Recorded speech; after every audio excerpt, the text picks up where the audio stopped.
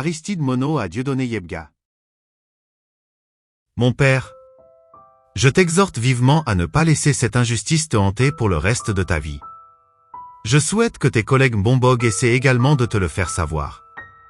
N'entre pas tristement dans l'histoire au soir de ta vie et celle d'un régime dont la fin est imminente. Je sais que tu t'es retrouvé dans une affaire dont tu ne maîtrisais peut-être pas tous les tenants et aboutissants.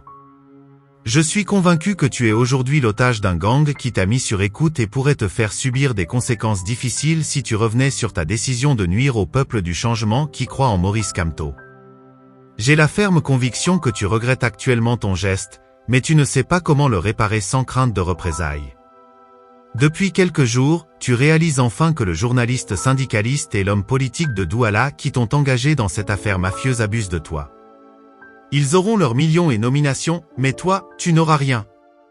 Mon père Yebga, je continue de penser qu'au fond de toi, tu n'es pas un traître. Tu as juste cru régler des comptes à Anissé Ekane que tu soupçonnais d'avoir pris pour lui seul des millions pour l'investiture de Maurice Kamto.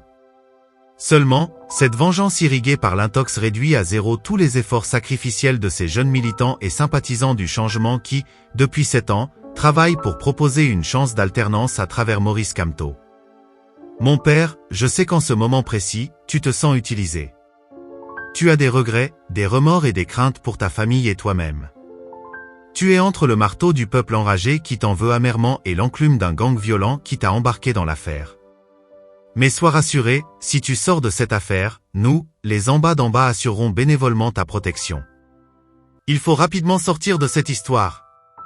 Il faut rapidement te désister, mon père. Nous allons assurer ta sécurité face à ceux qui te tiennent en otage dans cet hôtel de Yaoundé.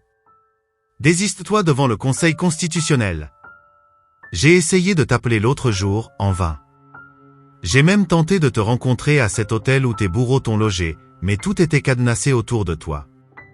Voilà pourquoi je passe par un message ouvert. Désiste-toi, mon père. Pose cet acte et tu verras ton statut changer d'un coup, de traître national à héros national. J'espère te le dire en face, au Conseil constitutionnel, au cas où tu ne te désistes pas avant. Ne porte pas ça sur ta conscience. L'humanisme et la dignité humaine sont largement au-dessus des millions, en plus des millions promis par des malhonnêtes très rusés.